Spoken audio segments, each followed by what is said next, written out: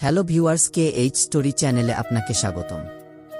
আমাদের গল্পগুলো সবার আগে পেতে নিচে থাকা সাবস্ক্রাইব বাটনটিতে ক্লিক করে পাশে থাকা বেল বাটনে ক্লিক করে রাখুন। আর আমাদের গল্পগুলোতে লাইক, কমেন্ট আর শেয়ার করতে ভুলবেন না। আচ্ছা, এখন যদি মিষ্টির চেয়ে সুন্দর একটা দুষ্টু মেয়ে আপনাকে প্রপোজ করে, তাহলে কি আপনি রাজি হবেন? কি জানি, হতে পারি।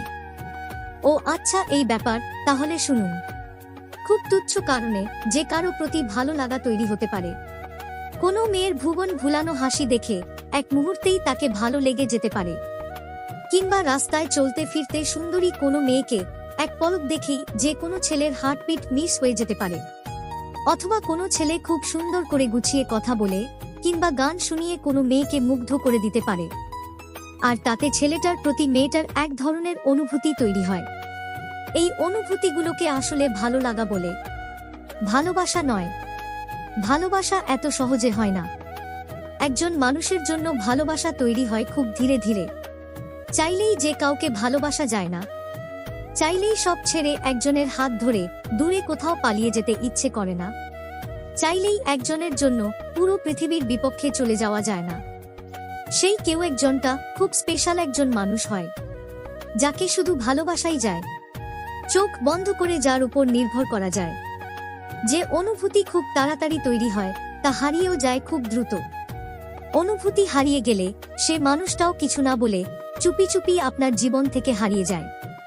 আমার মনে হয় আপনার এটা ভালোবাসা না, জাস্ট ভালো লাগা ছিল। আচ্ছা, আপনি চোখ বন্ধ করুন তো। কেন? এত কথা বলেন কেন? আপনাকে যেটা বলছি সেটা করুন। আমি চোখ বন্ধ করতেই ঝর্ণা বলল, কি দেখতে পাচ্ছেন? চোখ বন্ধ করলে কিছু দেখা যায় নাকি? সবকিছু অন্ধকার দেখতেছি। আরে মন থেকে দেখার চেষ্টা করুন।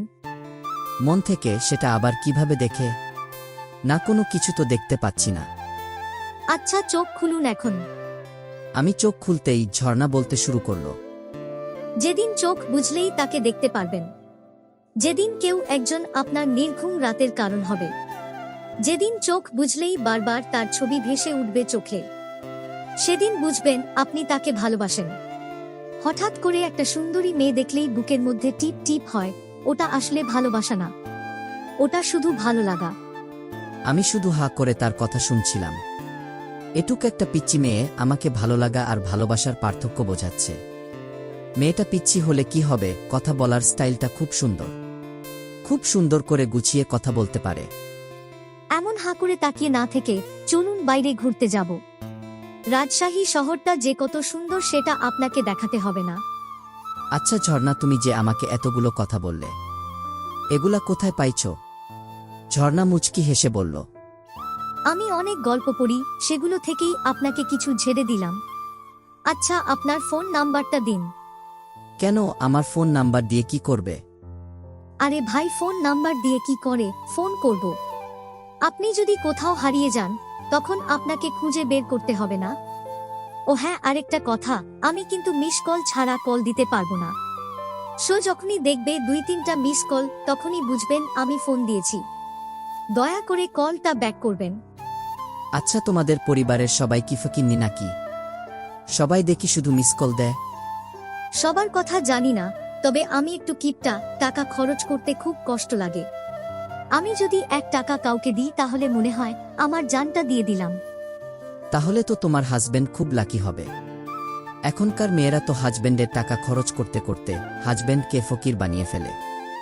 আপনি আমার হাজব্যান্ড হবেন? করবেন আমাকে বিয়ে?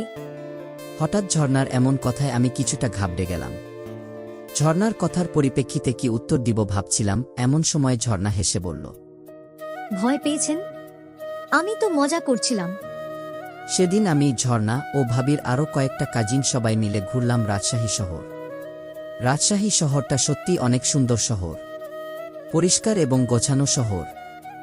স্বর্ণা আর মিষ্টি আমাদের সঙ্গে আসেনি। আমরা পদ্মার পাড়ে যখন পৌঁছালাম তখন বিকাল হয়ে গেছে। সূর্য অনেকটা হেলে পড়েছে পশ্চিম আকাশে। নৌকায় করে যখন ওপাশের চরে যাচ্ছিলাম, হঠাৎ আমার নজর পড়ল আমার সামনে বসা এক সুন্দরী রমণীর উপর। পিচ্চি মেয়েটা যে এত সুন্দর আমি এর আগে কখনো খেয়াল করিনি। নৌকা চলছে দ্রুত গতিতে।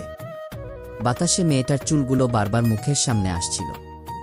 মেয়েটা বারবার চুলগুলো কানের পিছনে গোজার চেষ্টা করছিল, কিন্তু সে প্রতিবারই ব্যর্থ হচ্ছিল।